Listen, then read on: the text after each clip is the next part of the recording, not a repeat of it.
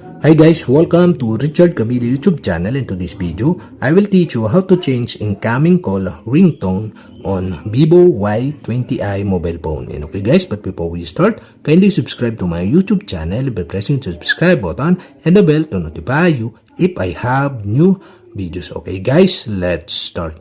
So okay guys, you'll have to do is go to setting in your ViVO Y20i mobile phone. In settings, scroll down and go to sounds and vibration.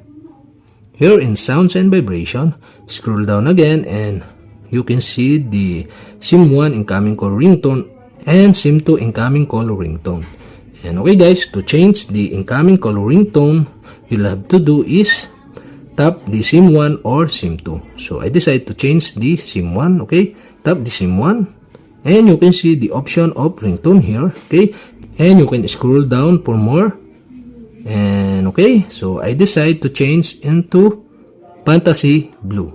And okay guys, that's it. Okay, we have successfully changed the incoming call ringtone on ViVO Y20i mobile phone. And okay guys, that's it. And if you have a question, kindly comment below. And don't forget to hit the subscribe button and the bell to notify you if I have new videos. Okay guys, thank you for watching.